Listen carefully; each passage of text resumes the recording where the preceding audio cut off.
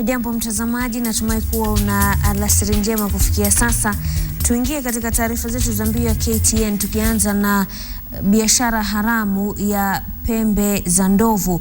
Zaidi ya robo ya pembe za ndovu zinazouzwa katika soko la miji ya Beijing na Shanghai nchini Uchina zinasemekana kuwa za wizi. Hii ni kulingana na ripoti iliyotolewa leo hapa jijini Nairobi inayotambulika kama China Faces a Conservation Challenge. Vile vile ripoti hiyo imeonya kuwa taifa la Uchina ni baadhi ya mataifa ambayo ni tishio katika biashara hiyo ambayo ni haramu humu nchini. Ripoti hiyo iliyotolewa na shirika la Save the Elephants inadai kuwa biashara ya pembe za ndovu imeongezeka mara 4 zaidi barani Afrika katika kipindi cha miaka 4 iliyopita. The interesting thing is if you look at the prices, if we look at, for instance, retail prices for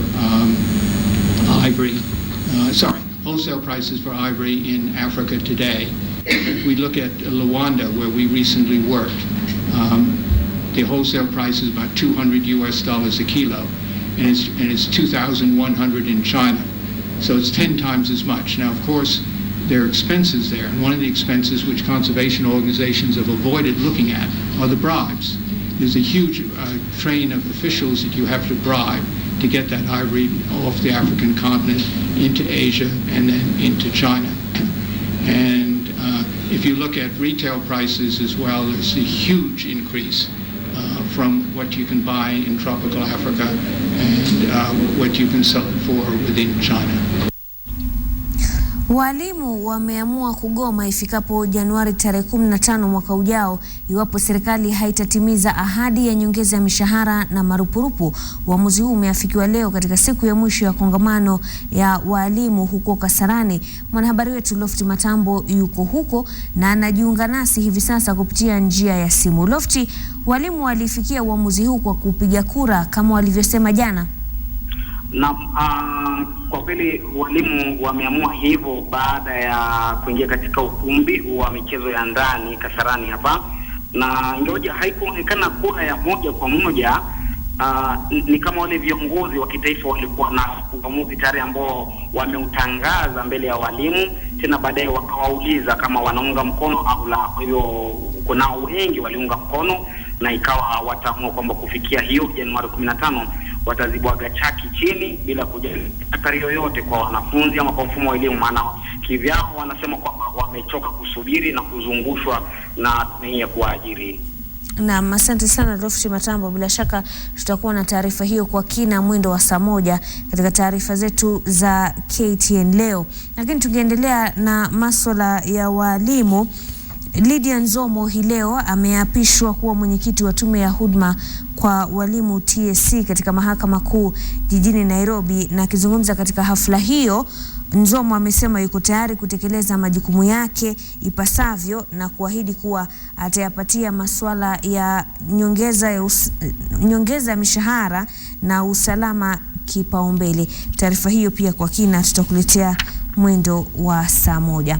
Katika masuala mengine, waziri wa masuala ya nje Amina Mohamed amewahakikishia waathiriwa wote wa ghasia za baada ya uchaguzi wa mwaka wa 2007 kuwa serikali itahakikisha kuwa wamepokea fidia licha ya kesi zilizoko mjini The Hague kuonekana kufifia.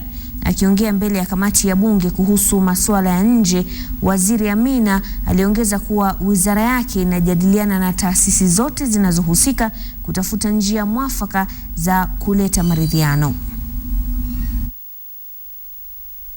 We've had discussions at various levels to make sure that compensation is available to all the victims of the post-election violence, so that we can actually begin to properly heal from the crisis that the country faced in 2007-2008.